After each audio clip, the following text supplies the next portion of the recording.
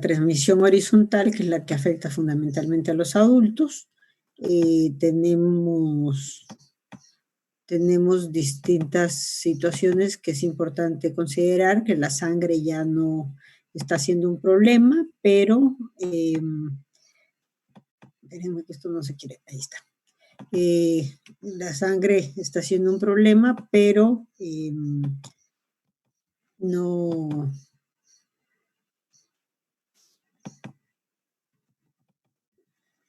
Bueno, perdón, la sangre está siendo un problema, pero se controla a partir primero de evitar la venta y después de los controles que se hacen a todos los donadores. Entonces, en la transmisión esta sanguínea, pues solo sigue afectando las drogas intravenosas. Ahora, vamos a entrar con este virus que es bastante complicado. Este virus, como ya lo habíamos señalado al principio, es un Epnaviridae y es un virus que afecta como huésped natural únicamente al hombre.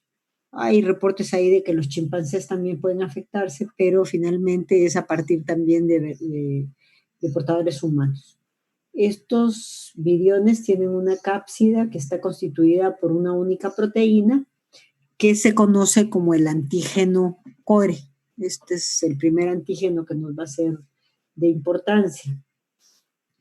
Y dentro de ella se va a encerrar el genoma viral y un ADN polimerasa codificada por el propio virus que presenta actividades de transcriptasa inversa, ribonucleasa H y ADN polimerasa que depende de...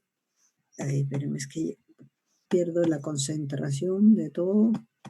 A ver.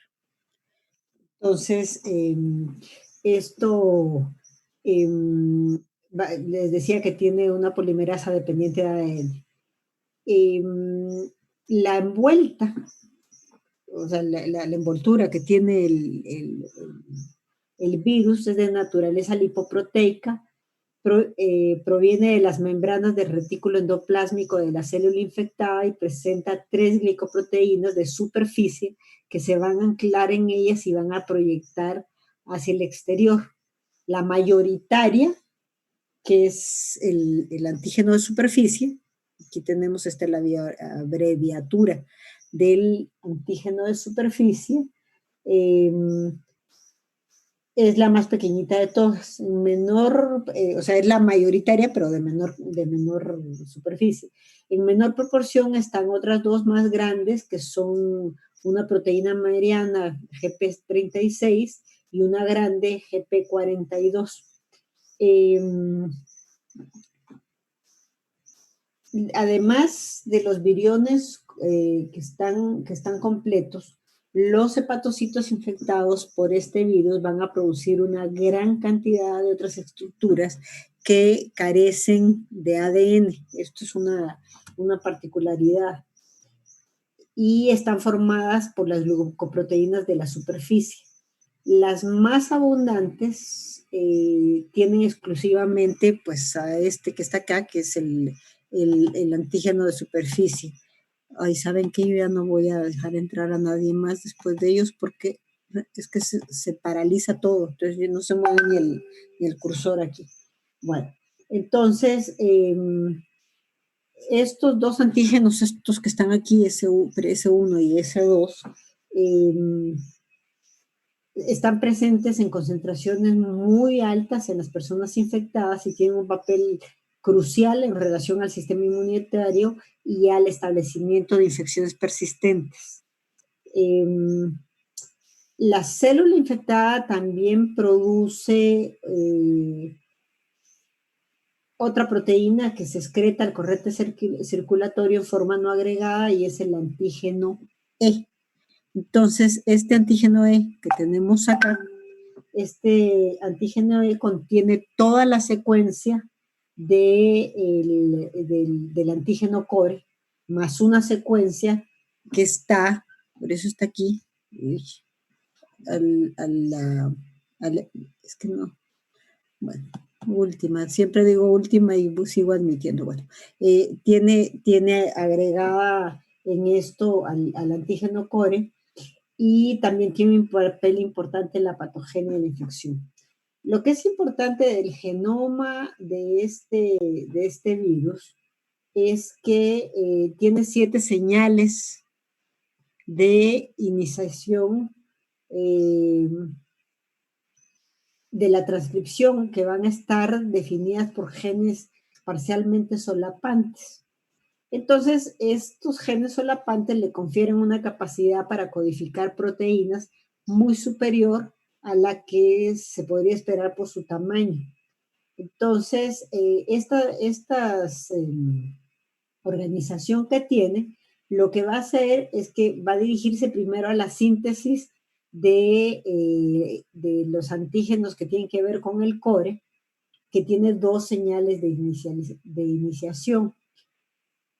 Esto tiene que ver por las distintas regiones que están establecidas, son importantes porque vamos a ver ahora en la replicación viral cómo estas iniciaciones están teniendo secuencias diferentes que van a constar de diferentes regiones. La más pequeñita es la región X. Esta región, que es la que está aquí, puesta acá, ¿no?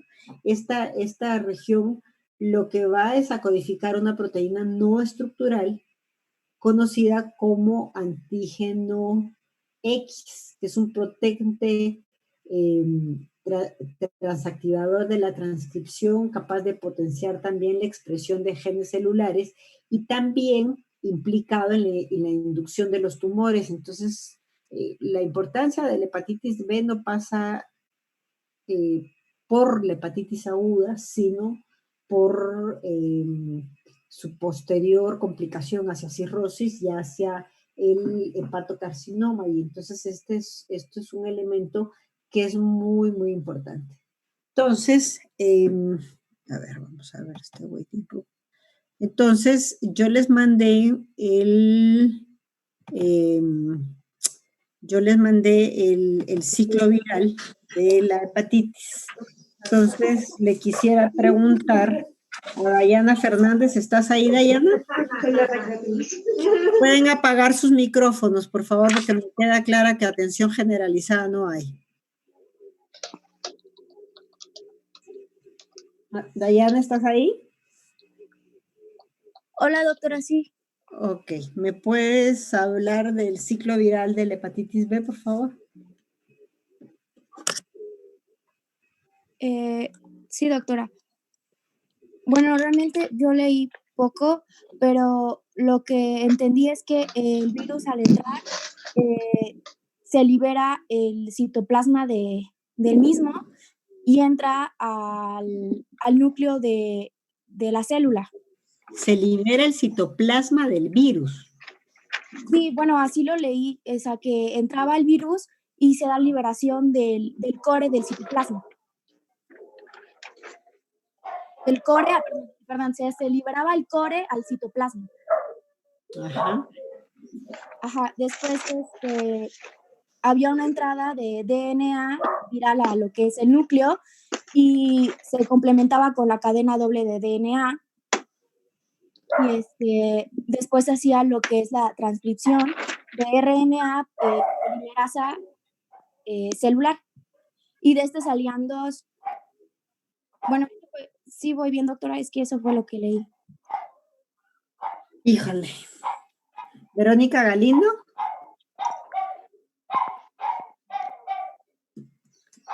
Verónica Galindo.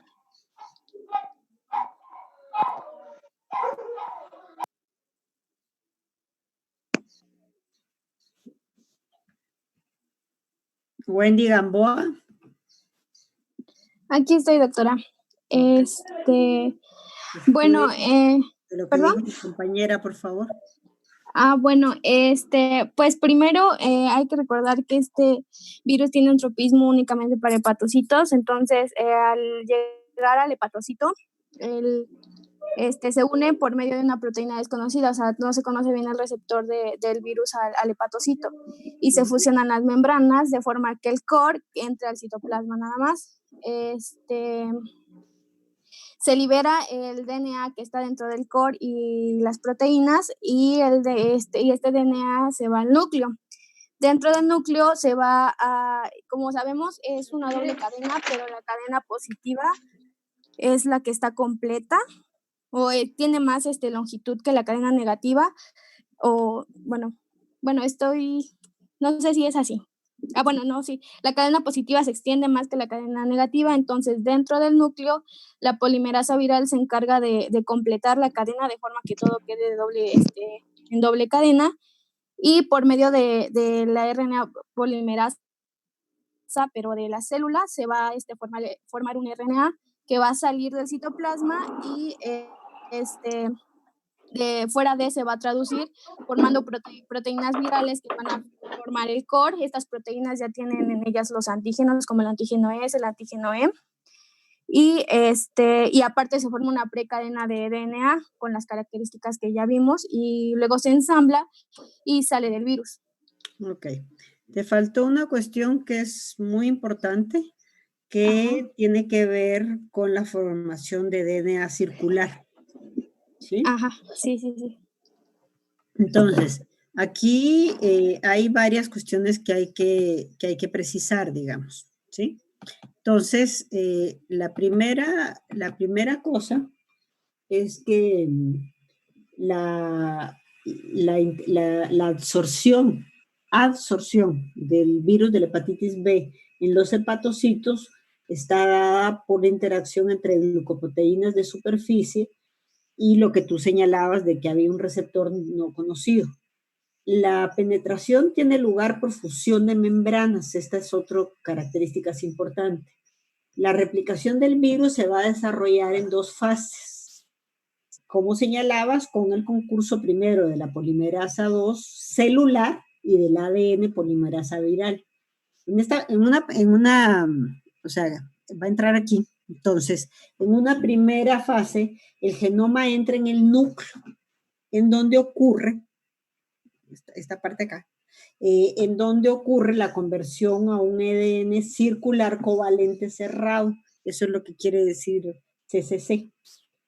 Esta es una cadena negativa que está transcrita por una RN polimerasa 2 para dar lugar a varios de los mensajeros. O sea, está dada la transcripción y aparecen, entonces, varios mensajeros. Uno de ellos produce el antígeno core y por iniciación interna el ADN polimerasa viral.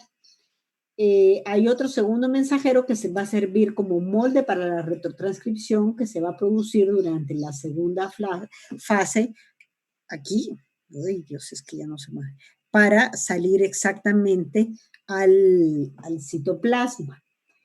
El acoplamiento del ADN polimerasa viral y del ARN va a inducir a los dímeros del antígeno core para que se formen cápsides incompletas. Entonces, si ustedes se dan cuenta aquí, se están formando, pero esas no están completas. Al mismo tiempo, esto se dirige para acá, pero al mismo tiempo, otros se van a dirigir hacia el citoplasma, y ahí lo que van a dirigirse son síntesis de glucoproteínas de la envuelta, que van a dimerizarse con el retículo endoplásmico. Esa es la parte que es importante en esto. Entonces, a ver, ya no me deja mover esta cosa para irle señalando. A ver, dime, Francisco. Déjame que quite el sonido. Sí, Francisco, dime. Bueno, en este caso yo tenía una duda porque estaba leyendo en un artículo y decía que hay un ARN pregenómico que requería de que se uniera precisamente esta proteína P para que se hiciera la transcripción, Y en este caso, en este punto era donde, al momento de hacer esta unión de cápsides, se podía hacer la reinfección hacia el núcleo. Y ahí fue donde yo me perdí, ya no entendí muy bien si... Ahorita voy para allá, ¿sí? Me das un segundito. Claro que Porque, sí. o sea, lo que es importante aquí es que después de que se forma esto y que se da la transcripción, al momento de hacer la traslación tenemos diferentes situaciones, porque van a pasar una parte de la RNA a ensamblarse, pero van a ensamblarse de forma incompleta, entonces se da el proceso de reparación. Y la otra parte, que es la importante para la formación de los nuevos viriones, porque va a pasar al retículo endoplásmico. Entonces, aquí en el, ay Dios, no, es que no te puedo mover esto. Aquí en el retículo endoplásmico se van a ir agregando oligómeros para que se produzcan las partículas virales que van a emerger ahí. En este punto ahí van a emerger con el ADN, ¡ay Dios santo! Con el ADN parcialmente sintetizado. Las nucleocápsides que los contienen se van a asociar a las glucoproteínas que están ancladas en las membranas, aquí, en las membranas del retículo endoplásmico. Y más tarde lo que van a hacer entonces es que ya van a salir hacia el exterior. Ahora, lo que tiene que quedar claro aquí es que la liberación de los viriones sucede por un mecanismo de excreción a través del retículo endoplásmico. Y esto les permite que se complete el proceso sin que se rompa la membrana celular del hepatocito. Entonces, aquí no hay destrucción del hepatocito.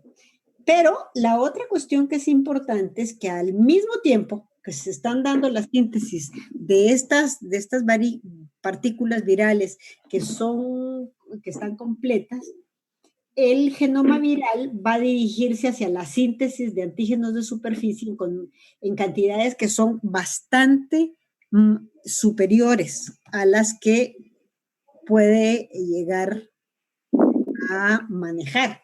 Entonces, este exceso de antígeno de superficie se internaliza en el retículo endoplásmico, pero como agregados que van a ser excretados por el mismo mecanismo al exterior de la célula, pero que no son viriones completos. Entonces, la expresión de la región previa a que se forme ay Dios, aquí, a que se forme el core completo, van a verterse hacia afuera y entonces tenemos varias cosas al mismo tiempo, porque por un lado vamos a tener el proceso en donde se va a liberar lo que dijimos antes, la partícula viral completa, pero al mismo tiempo vamos a tener agregados del antígeno de superficie y vamos a tener además moléculas individuales del antígeno E que se produce todo al mismo tiempo. Entonces, ¿por qué estos son importantes? Porque todas estas proteínas son procesadas por la maquinaria celular del organismo porque están reconociendo permanentemente en estas células que se están dando, están habiendo presentación de los distintos antígenos, porque los reconocen como proteínas extrañas, pero también reconocen a los péptidos que se generan en la superficie celular. Entonces, esto lo que hace es que se desarrolle distintos tipos de respuesta en donde el antígeno central es el que va a generar péptidos que son mucho más inmunogénicos y por lo tanto la respuesta celular se va a dirigir hacia esos epítopos en un primer momento teniendo dos presentaciones, porque aquí tenemos una respuesta inicial con los CD8 en donde la respuesta que ya conocemos de MHC de clase 1 va a estar dada para que se trate de regular la replicación del virus. Pero si ustedes se dan cuenta, no tiene capacidad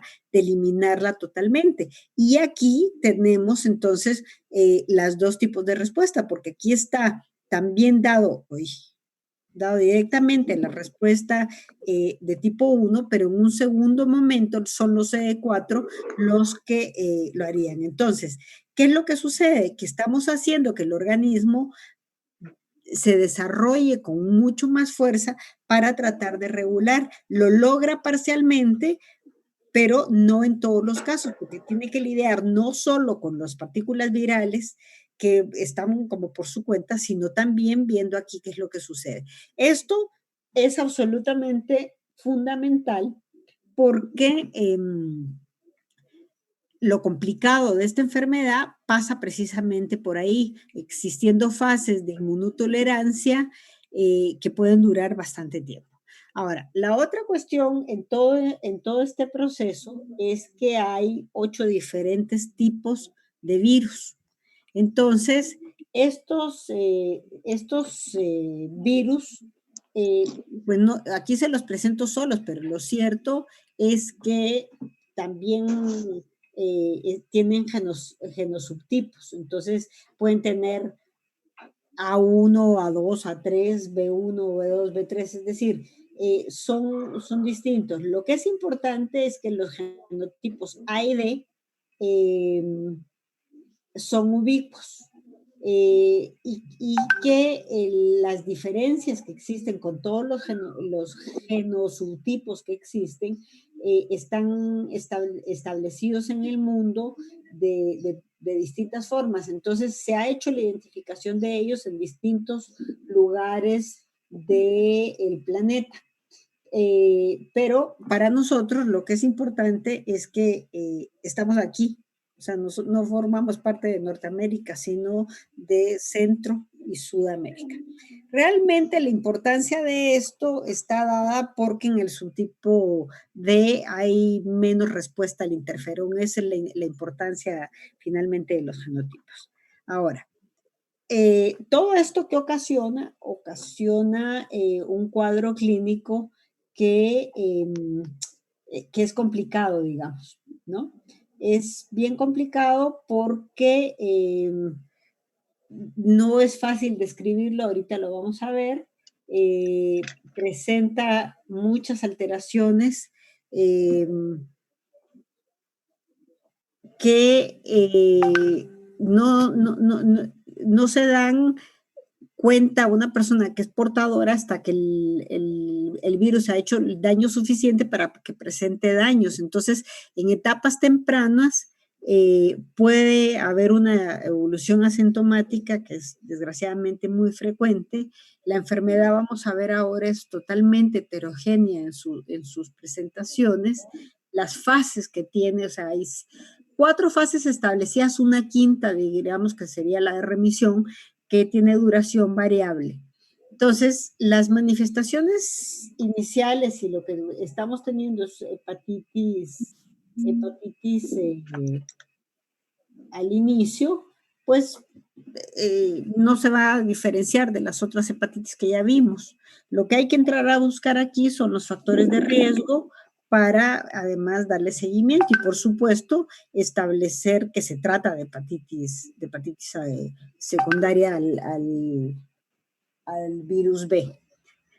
La crónica es complicada, hay un diagnóstico que no se va a diferenciar en un primer momento si no se realizan los laboratorios del caso para poder diferenciarla de otro tipo de patopatías crónicas. Entonces, pero aquí tenemos que tener claro la existencia de los estigmas de patopatía crónica. Yo les pediría que estudien los estigmas, por favor. Ataque al estado general y pérdida de peso. Esto como lo agudo, perdón. Ahora, de toda la hepatitis, para que se pueda entender la hepatitis, esto es lo más importante, porque tenemos 3 antígenos y 3 anticuerpos. Para simplificar, pero la simplificación es mucho, porque ya vamos a ver que es complicado, vamos a ver que el antígeno de superficie nos va a indicar que hay infección, ¿no? O sea, si hay antígeno de superficie, hay infección, por eso les mostraba en el mapa al inicio cómo era el marcador para decir cuánto de infección se está dando en el mundo. A este antígeno le corresponde un anticuerpo que cuando aparece nos va a presentar o que hay un estado inmune o que la hepatitis está curada. O sea, no basta solo con su presencia para decir, ya está, ¿no? Tiene que confrontarse con los otros demás. El antígeno E lo que va a marcar siempre es que hay replicación viral activa. Ahora, si no está el anticuerpo contra el antígeno E, aunque el antígeno E sea negativa, vamos a ver que hay replicación. El asunto es que esa replicación no está dada de forma activa, sino que depende de la cantidad de virus que haya. En el momento en que aparece el anticuerpo del antígeno E, pues vamos a ver que hay baja infectividad y que la replicación se está controlando. El antígeno core, pues como veíamos ahorita en el ciclo viral, pues nos va a estar diciendo que la infección está reciente, porque se está empezando a dar todo ese proceso del ADN circular, etcétera, etcétera.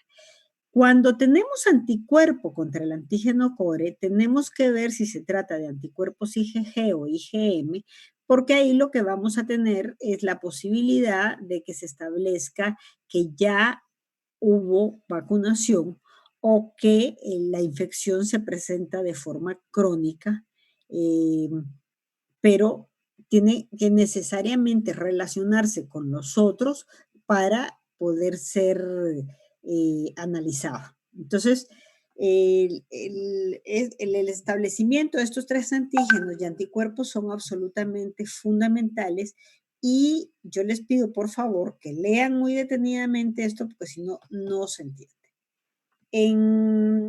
Si nos quedamos con la historia natural, esto sería lo más fácil de analizar, sin embargo, es realmente complejo.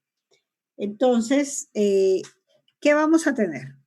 Vamos a tener que, dependiendo cuándo se da la infección, vamos a tener más o menos posibilidades de depuración.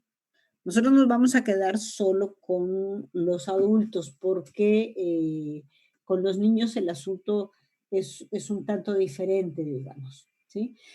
Entonces, en los adultos, después de tener hepatitis C, hepatitis B, como un cuadro agudo, vamos a tener la posibilidad de que el 95% de las personas depuren la infección.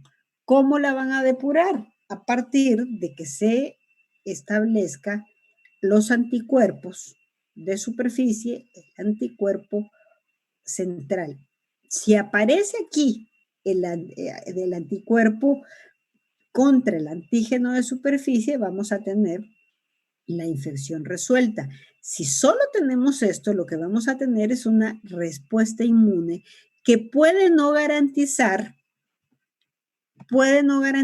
que se dé nuevamente la reactivación, ¿sí? Esto queda más claro en este cuadro, ¿sí? Tenemos la infección aguda, aquí están los antígenos iniciales y a través de la respuesta de las células T específicas van a crearse todos los anticuerpos y tenemos la infección resuelta, perdón, no es que a través de las células T, con participación de las células T más las B, por supuesto. Entonces, se van a crear los anticuerpos y la infección va a estar resuelta. Entonces, a un proceso de infección vamos a tener el aclaramiento inmune y, por lo tanto, la recuperación y la inmunidad protectora. El comportamiento de esto es que el virus va a aumentar en un primer momento a partir de que el antígeno de superficie esté presente, por supuesto. Aquí ya el core pasó porque fue el que creó la infección. Se controla por la participación de ambas al virus. La LT va a aumentar un poco, muy poco, pero después está totalmente a raya. Ahora bien, esto se da en el 95% y no es lo que más nos importa. ¿Por qué? Porque lo que nos importa es el 5% que pasa directamente o sea, aumentan un poquito por reactivación, por una respuesta inmune que no es total, hacia la cronicidad. Entonces, esta es la parte que es complicada y aunque esté dada por el 5%, si les decía que está siendo la 10ª causa de muertes porque la cantidad de personas afectadas es realmente alta. ¿Cómo se va a caracterizar esta cronicidad? Porque existe el antígeno E positivo y no se ha creado todavía el anticuerpo contra el antígeno E. Ahora, se produce aclaramiento cuando el antígeno contra el E aparece, pero este no es total. ¿Por qué? Porque va a depender, ya se dejó de mover esto, porque va a depender de la cantidad de virus que exista. Entonces, aquí nosotros tenemos que ver en qué cantidad está puesto esto para saber si estamos en una fase de inmunotolerancia en un momento determinado, aquí puede haber pasado, ¿no? Hay inmunotolerancia, pero si el ADN está en cantidades importantes, la infección no resuelve. En cualquiera de las dos circunstancias, lo que vamos es avanzar hacia la cirrosis, hacia la descompensación hepática o hacia el cáncer hepático. El tiempo es variable, pero puede ser tan grande como 30 años, sobre todo cuando la infección se adquiere en la infancia, en la pequeña infancia, digo, cuando los niños son pequeños, o cuando lo que pasa a tener es infección perinatal. Vamos a ver cómo vamos hasta aquí. Preguntas. Yo, doctora, tengo una pregunta. Una pregunta. Sí. Aquí primero. Primero tú si quieres. No, tu compañera y luego yo, ¿vale? Ah, ok. Doctora, yo tengo una duda. Es que había leído que el antígeno core no se veía, entonces solamente veíamos el anticuerpo, ya depende del anticuerpo que fuera, si era M o G, nos iba a decir también si era una infección crónica o aguda, pero ahorita mencionó que sí veíamos el antígeno. Sí, pero es la infección muy primaria. O sea, si tú tienes una hepatitis, o sea, ya dijimos que son muchos los casos asintomáticos, pero si tú tienes una hepatitis aguda, como lo vimos con ictericia para papá, ahí vas a poder encontrar al antígeno C, ¿sí? Uh-huh. Sí, está bien. ¿Sale? Sí, está bien, doctora. Ok, siguiente pregunta. Yo, doctora, era acerca de lo que era el bueno, ve que está lo que es el antígeno HBE. Usted había mencionado que hasta ahorita no se ha podido, digamos, crear un antígeno un anticuerpo ante ese antígeno.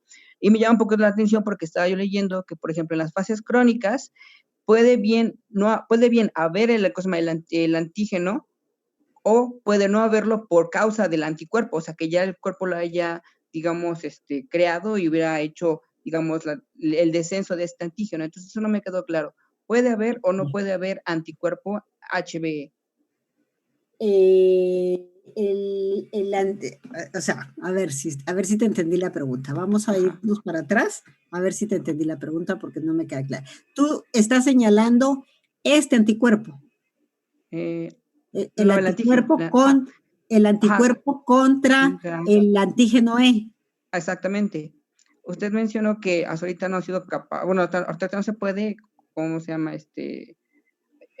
Una palabra que usted hizo, por eso que me sacó un poquito de duda. Creo que no se podría aplicar o no se podría encontrar, pero acabo yo estaba leyendo un artículo que mencionaba que, por ejemplo, las fases crónicas, o bien puede haber el antígeno elevado o puede estar disminuido por presencia del anticuerpo, que haya hecho el descenso de este antígeno.